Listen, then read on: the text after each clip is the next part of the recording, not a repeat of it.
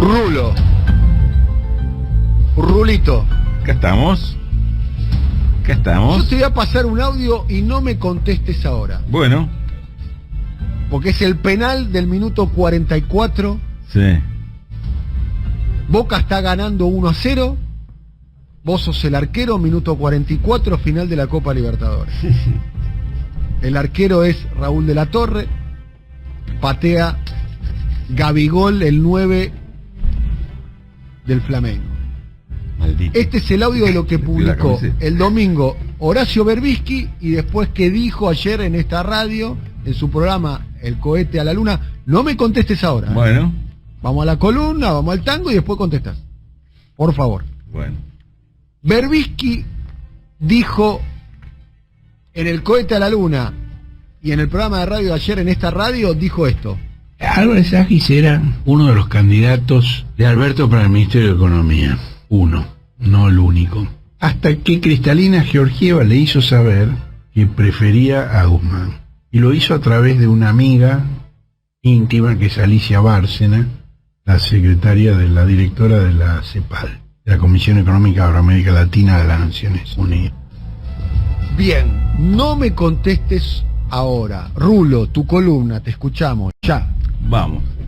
Se hace la primera revisión trimestral del acuerdo con el fondo que probablemente estaba prevista originalmente para el mes de junio, ya que el acuerdo se firmó en el mes de marzo, pero recordemos que se decidió anticipar la fecha de esa revisión y se va a hacer en mayo, no en junio. Esto surgió de la resolución que tomó el board, el Consejo Directivo del Fondo Monetario Internacional, cuando discutió la aprobación del programa de Argentina, que hubo ahí, se planteó medio una controversia, o por lo menos un cuestionamiento de parte de la representación de Estados Unidos, diciendo, ¿para qué vamos a apurar ahora la firma? Estamos en medio de un despelote, con este tema Ucrania no se sabe bien dónde va a quedar parado todo.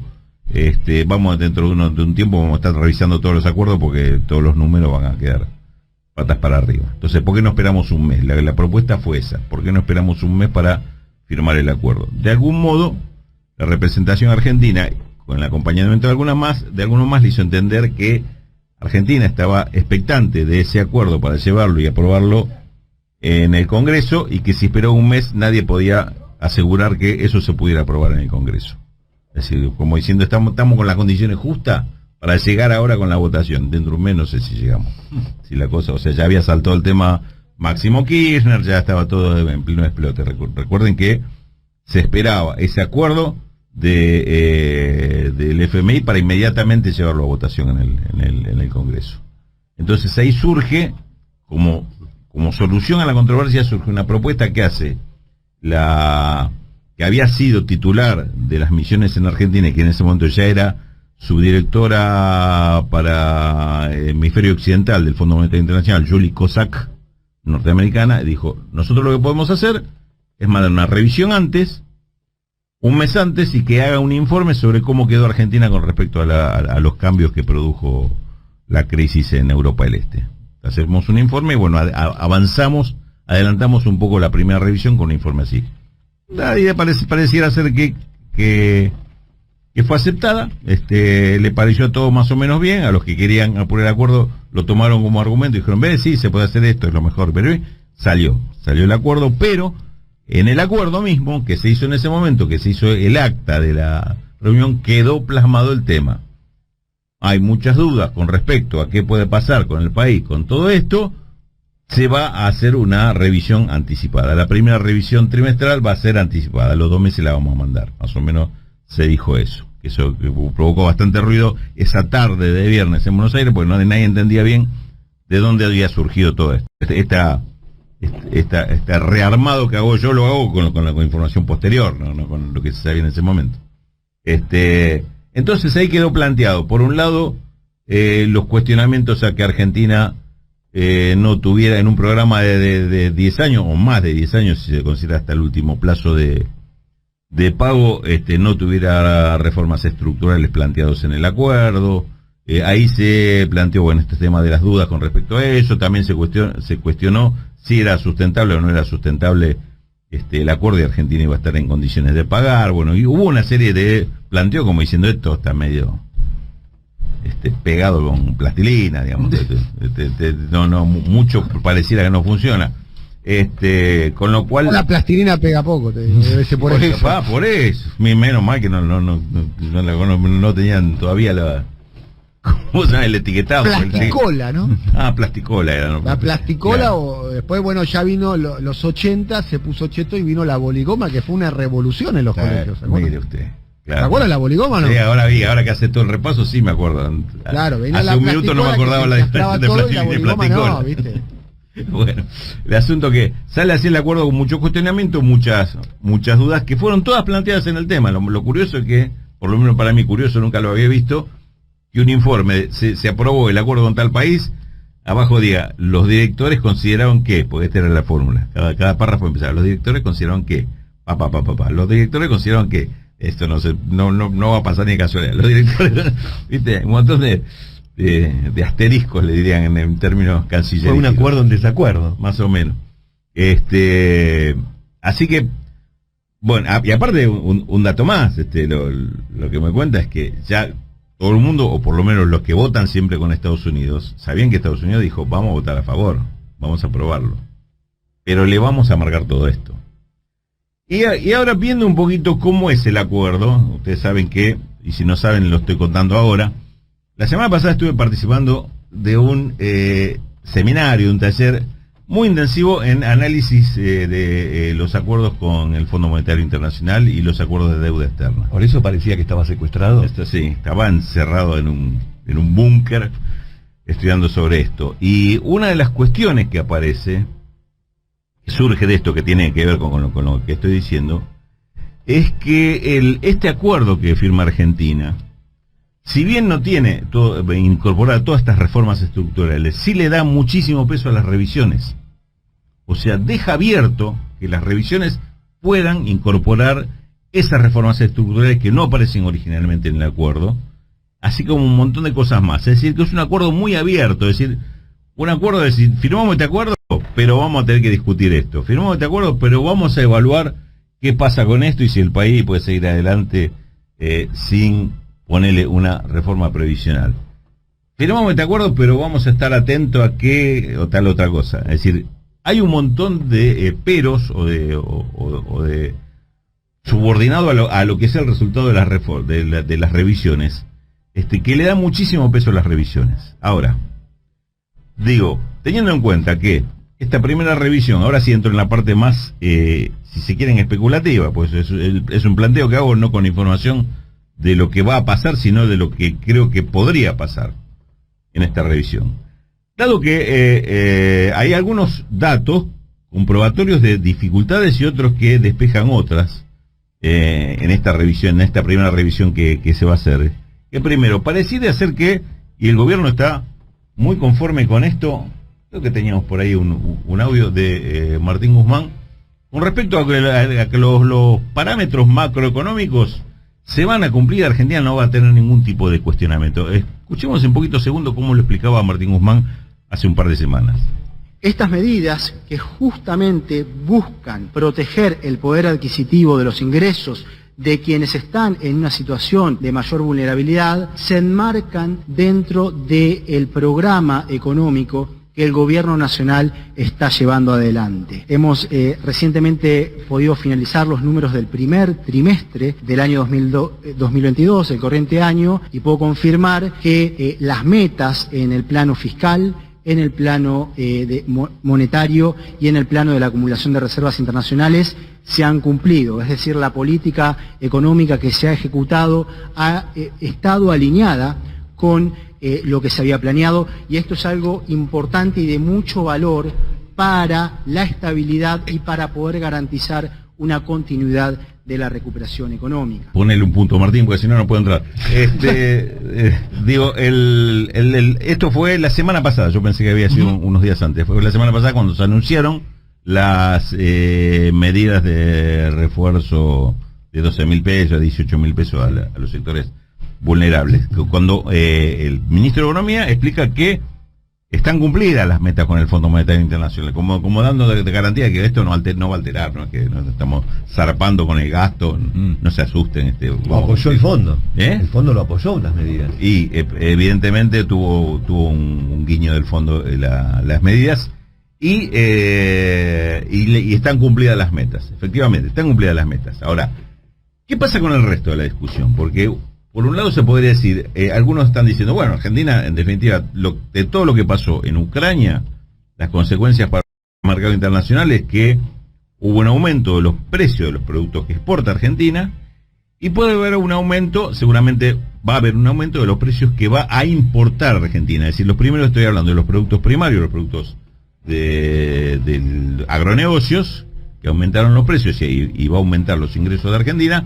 Por otro lado, estoy hablando de lo que juega en contra, el aumento de los combustibles, que en invierno, cuando Argentina necesita importar gas natural licuado, el GNL, seguramente lo va a pagar bastante más caro de lo que lo venía pagando hasta ahora o lo que tenía programado pagarlo. Entre una cosa y otra, los números que me mandan de economía me dicen que está casi empatada la cosa.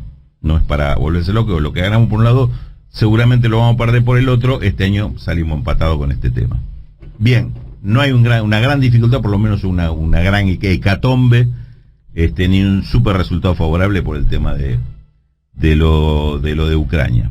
Lo que sí pasa, lo que sí se está viendo, es que Argentina, donde tiene la hecatombe Argentina, es en la inflación. Y el tema de cómo está derrapando todo el tema social. Esto que acabamos de escuchar, y acotaba bien el profe Viñeski, es decir, que hubo una ayuda extra para los sectores más vulnerable, y que esto tuvo el guiño del Fondo Monetario, porque todo el mundo está viendo, cuando digo el mundo es nosotros y de la parte de afuera del Fondo Monetario, está viendo que hay una crisis importante en este punto, y una crisis que apunta a seguir. Ahora, si sucede esto, si Argentina está ante esta situación, que esta perspectiva de, bueno, si acomodamos la macroeconomía, se va a ir acomodando todo solo, el crecimiento económico no lo dicen así, pero va para derramar, en definitiva es esto, y vamos a ir saliendo de a poquito de la crisis social. Bueno, no se comprueba nada de esto, no se verifica nada de esto, al contrario, lo que se observa es que tenemos un creciente conflicto social, unas fracturas que antes no estaban dentro del panorama que teníamos social, como por ejemplo el tema de que tengamos asalariados pobres, porque antes la pobreza, que era una pobreza, era el desocupado, el que nunca había tenido trabajo, o el que estaba en una condición informal muy precarizada.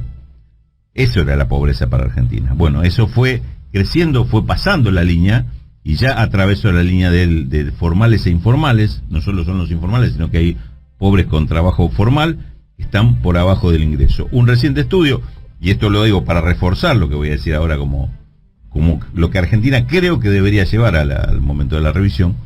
Reciente estudio de la Universidad Católica indica que en los últimos 3 años solamente el 40% de la población, a ver si se entiende el número, solamente el 40% de la población no pasó por algún momento de estar por debajo de la línea de pobreza. O sea que hay un 60% que por lo menos en algún momento estuvo y salió. Porque ahora no hay 60%, pero hay 40 y pico, pero que estuvo y salió. Es decir, que hay una franja muy importante de población que está al borde de caer en la pobreza, y con 2 golpes inflacionarios caen en la pobreza. O sea, estamos de acá a llegar a una pobreza del 50-60%, no estamos muy lejos con esta inflación, no estamos muy lejos. Y voy sintetizando. Con respecto a esta situación, ¿no ameritaría que Argentina plantee, bueno, si para eso son las revisiones, acá tenemos que hacer una revisión para atender esto antes que esto estalle, y hacemos un replanteo del programa para decir, bueno, hay que priorizar todo esto, y se van a necesitar planes de empleo, y se van a necesitar políticas que rápidamente den respuesta para esto, como podría ser un plan de vivienda, un plan de obras chicas, poner caminos rurales, poner en marcha otro tipo de proyecto, quizá un poquito más grande, pero que no se van a ver los resultados, salvo porque va a tomar empleo inmediatamente, y que financien esto el programa. Para Rulo, que acaban de llegar una nota de los directores del Fondo Monetario que dicen, no Las revisiones Bueno. no son para eso. Son para revisar y hacer sustentable el programa. Y yo creo que este es el punto para hacerlo sustentable. Seguro que van a decir que no de entrada, pero el tema es si Argentina va a discutir y se va a plantar en esto o no. No digo que lo va a hacer, digo, el acuerdo lo habilita. El acuerdo lo habilita. Y lo que vamos a tener por delante es que cada revisión no necesariamente va a ser, o mejor dicho, no solamente va a ser una apretada del fondo, también puede ser una apretada de Argentina para tratar de avanzar y llevar la línea hacia otro lado. Con estos funcionarios, o con otros, o con estos cambiando un poquito la actitud. Pero, digo, se puede hacer y yo creo que Argentina debería empezar... ¿Cómo con estos funcionarios o con otros? Esa no te la voy a dejar pasar, ¿Cómo con otros? Porque digo, yo soy muy abierto a sugerencias, a A propuestas. revisiones. Porque evidentemente... Pero vos decís con otros funcionarios, con otro staff en el Ministerio de Economía. ¿Qué sé yo? No sé, por ahí el enviado, en vez de mandar al 1 o el 2, manda al 3, qué sé yo. Puede ser, tantas cosas puede pasar. Digo, pero con otro mandato, eso sí, fundamentalmente, que no vayan con el mismo mandato. Con otra instrucción. Exactamente. Con otra orden política. Porque el punto, Daniel, es que me parece que cada revisión en esta situación se convierte en lo que si fuera lo mismo que estás planteándote nuevamente el arranque del acuerdo. Dice, la discusión Bueno, que tuvimos con nosotros el acuerdo y definíamos terminó como el en la reality aprobación. del fondo, que cada 3-4 meses el fondo te tiene contra las cuerdas dependiendo de alguna manera de sus Sí, expectativas. pero yo te digo algo más. Te digo que también Argentina tiene la posibilidad de replantear el acuerdo cada 3 meses ahora. Porque cada 3 meses lo que estamos teniendo, la novedad que tenemos, es que en el plano social la cosa no funcionó. Bien. No tuvo resultado. Quiero hacerte Esto escuchar merece- de vuelta, Rulo. Vamos al tango primero. Ponete auriculares, por favor. Tengo los auriculares puestos. Ponete los auriculares puestos. Atención, el audio. A ver. Esto publicó Berbisky el domingo y lo volvió a decir en su programa de radio, El Cohete de la Luna, de 9 a 11, aquí en AM 530. Esto decía: Álvarez Agis era uno de los candidatos de Alberto para el Ministerio de Economía. Uno, no el único. Hasta que Cristalina Georgieva le hizo saber que prefería a Guzmán. Y lo hizo a través de una amiga íntima que es Alicia Bárcena, la secretaria de la directora de la CEPAL, la Comisión Económica para América Latina de las Naciones Unidas. bien. Berbisky diciendo que Cristalina Georgieva sugirió el nombre de Martín Guzmán para el Ministerio de Economía y que uno de los candidatos anteriormente a Martín Guzmán era Emanuel Álvarez Agis. Ajá. Bien, dicho así, me parece muy fuerte, como que Cristalina eligió al ministro de Economía. Sí, no. Yo no dudo de las fuentes de Berbisky ni de opinión, aunque no ocupa ahora un lugar de periodista, ¿no? Es conductor. Al menos así se presenta él en su Twitter, dice. Los conductores no son periodistas. No, director, no, son conductores. Así, Conductor. miro para arriba, mira. Animadores. Animadores, sí, conductores, animadores. No se reconoce como animador. ¿Cómo no? Fíjate en su Twitter, dice, director de El Cohete de la Luna, conductor animador de Radio del Plata. Eso es lo que dice. En ningún momento dice periodista. Ah, ¿no cambió lo de Radio del Plata?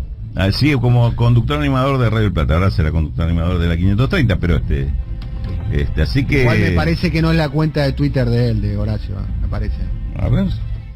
¿Cómo es Horacio? La cuenta que alguien en nombre de Horacio la utiliza, pero no tengo entendido que él no tiene cuenta de Twitter, pero más allá de eso, digamos, ¿no? Después el otro no... Sobre el contenido de lo que dijo Horacio a mí Berbisky. no me cierran los tiempos, te digo, realmente, porque Cristalina Georgieva es casi contemporánea. A ver, mira. Sí, el 1 de octubre del 19 asumió. O sea, no era... O sea, todavía no se habían celebrado las elecciones. Todavía no era directora del fondo cuando Guzmán fue convocado. Sí, que es cierto, digamos, a ver, Guzmán viene de la Universidad de Columbia, es alguien muy cercano a Joseph Stiglitz.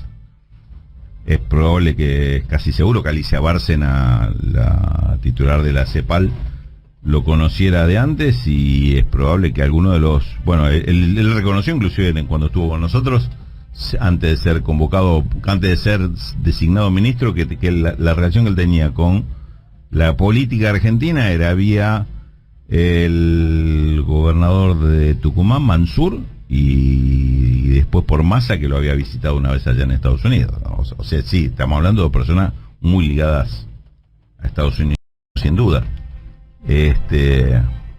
Pero me parece que eso de que haya sido elegido por la titular del fondo me parece como mucho, qué sé yo, por No, pero lo dice, lo que hizo Horacio, lo dice, es que le sugirió que el ministro sea Martín Guzmán. Yo no tengo cómo verificarlo, digamos. Está claro que Berbisky debe tener buenas fuentes y hasta ahora nadie salió a desmentirlo, ¿no? Pero bueno, quizás puede ser una sugerencia tenida en cuenta, ¿por qué no? ¿O no? Tampoco... ¿Quién no ha recibido alguna vez en su vida una recomendación, o no? Por supuesto. ¿No? Por supuesto. No me parece que sea el caso, pero bueno, sí, ¿por qué no? Puede ser. Muy bien, escuchémoslo de vuelta, a ver qué opinan los oyentes. Esto decía ayer Horacio Berbisky, el cohete a la luna de 9 a 11 en AM530, esto decía. Álvarez Agis era uno de los candidatos de Alberto para el Ministerio de Economía. Uno, no el único.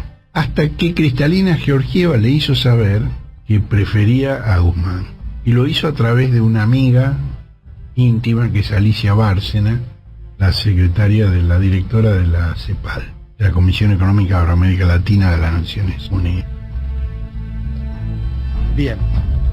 Bueno, me imagino que lo van a desmentir todo. Nadie va a decir sí, lo puse a Guzmán por recomendación de Georgieva, y tampoco Guzmán va a decir sí, yo llegué acá al ministerio porque Georgieva se lo recomendó a Alberto Fernández. Pero me pareció un dato a tener en cuenta, teniendo en cuenta, entre otras cosas, que Berbisky es un periodista que tiene muy buena información. O sea, el otro dato es que el Fondo Monetario bochó a Álvarez Agis para ministro.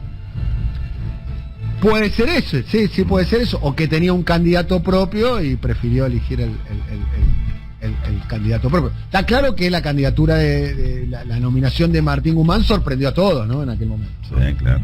Estaba fuera de registro, no era un hombre que formaba parte. De hecho, no es un militante político, no es un hombre que intervenía en el debate público. No, de hecho yo lo conocía, pero no por su militancia política, claramente. Claramente, más por su trabajo académico y demás.